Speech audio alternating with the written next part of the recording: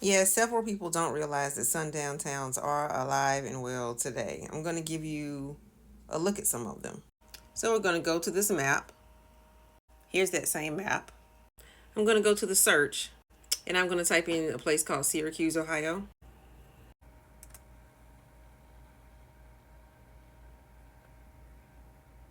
Okay, so here's Syracuse, Ohio, which is 2 hours away from Springfield, Ohio. Okay, and so I'm going to click here. Actually, I think it's right here.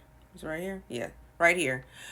This is 2 hours away from Springfield, Ohio, where all the Republicans are lying on the Haitians, talking about they're doing all this stuff.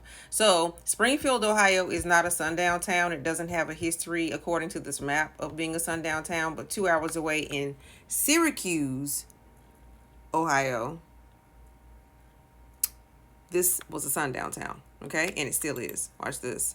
So when we click on this, you see the method of exclusion was violent expulsion, threats of violence, violence toward newcomers, private bad behavior. Main ethnic groups here, they say unknown.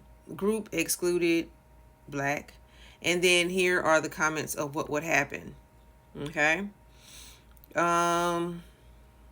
No is permitted to live here, not even to stay overnight under any consideration.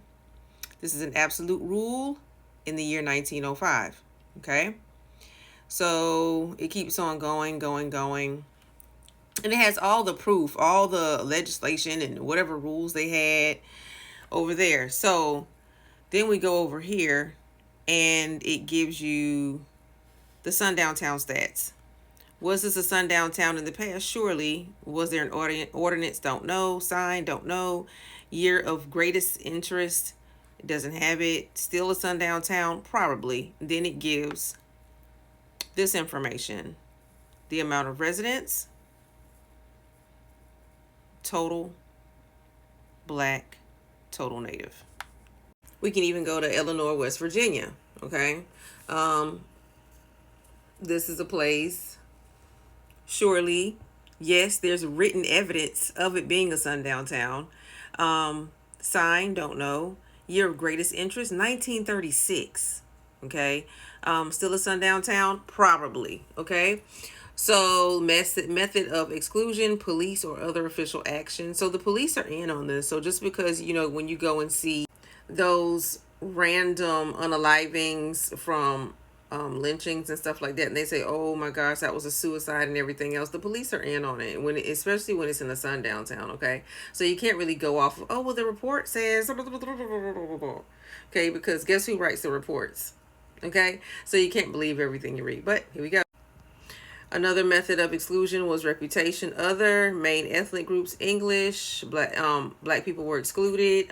There was a New York Times story that was written in 2009. And they basically documented that it was white only. Okay. The population count of black people was 1 in 2010 for natives.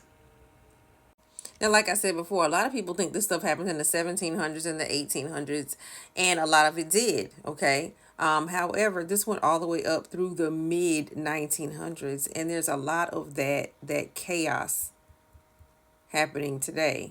The legacy of it lives today.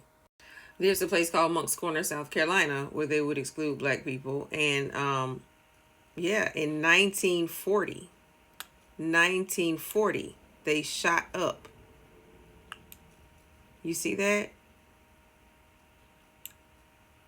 That's in the newspaper.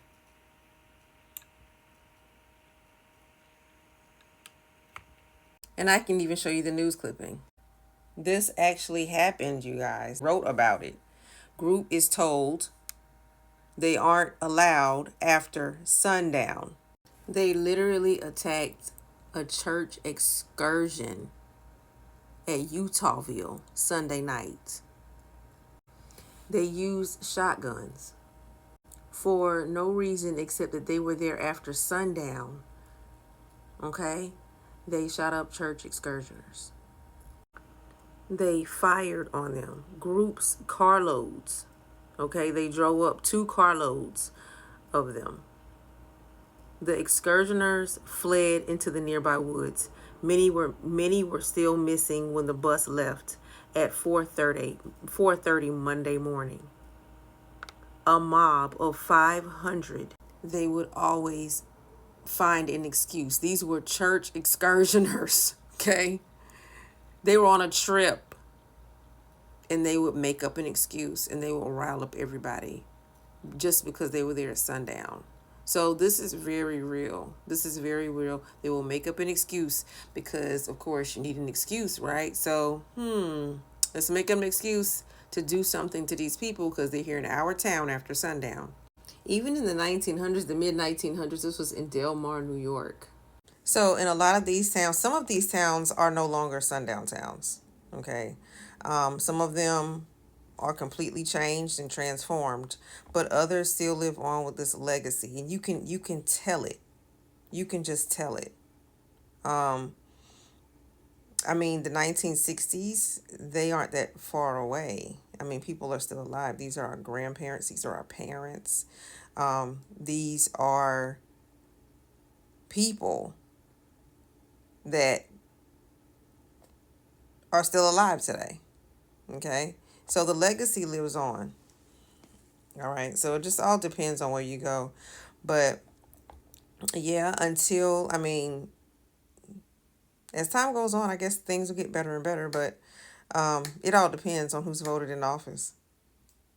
It could get worse, because I mean, being that, and I'm going to get political here when it comes to Donald Trump getting in office, I mean, he's going to give full immunity to police officers. Okay. So they'll be able to do whatever they want to do to anyone. So imagine what will happen in sundown towns or sundown towns that want a revival. You know what I'm saying? Imagine.